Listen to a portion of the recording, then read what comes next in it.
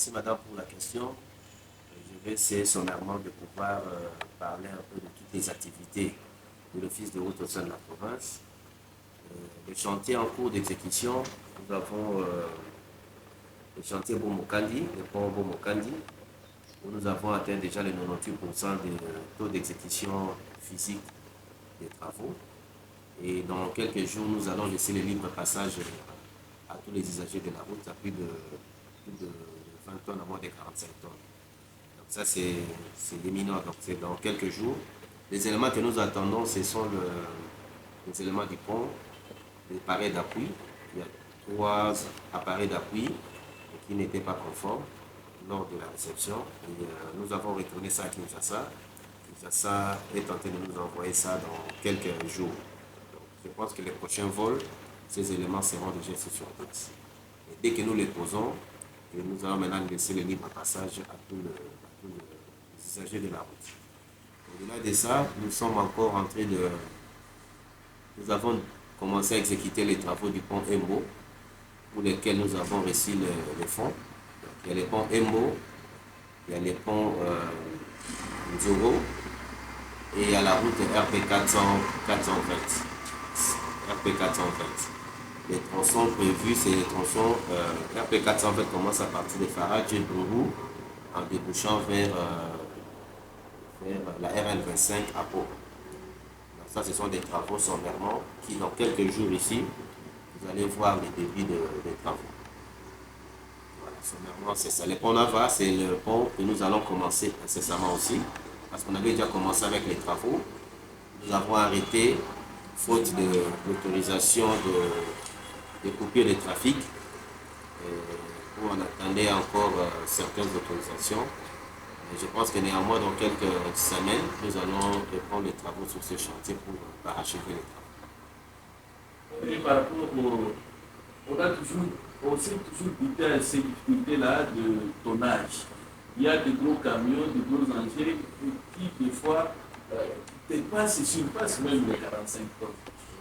Quel peut être votre message aux utilisateurs ou aux usagers?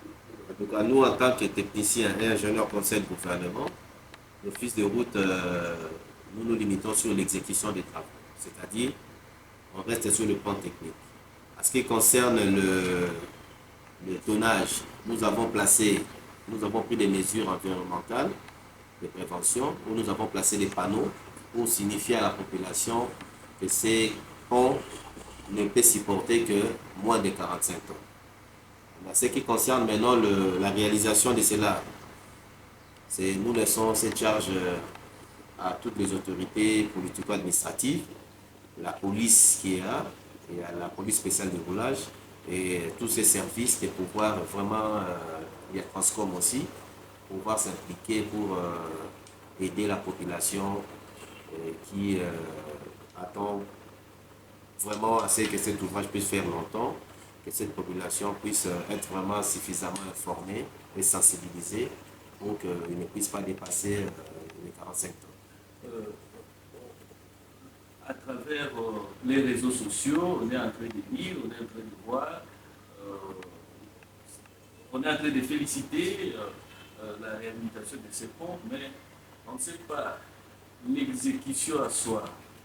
C'était fait comment?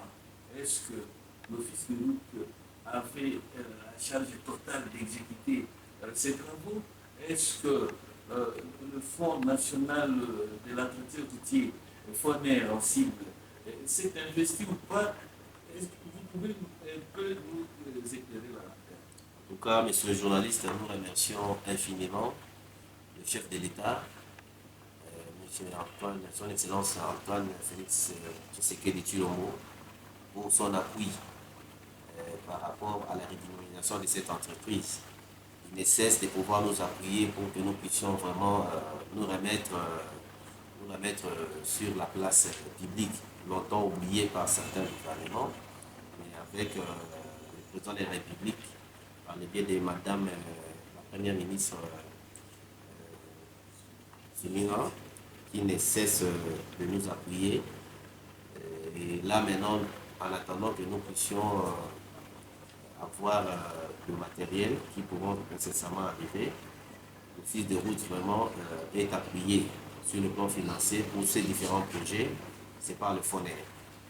Le pont Bomokandi, les ponts Zoro, les ponts Nava, il y a les ponts Embo, nous sommes appuyés par les trésors publics et par le FONER, que nous ne cessons de remercier pour leur collaboration légendaire.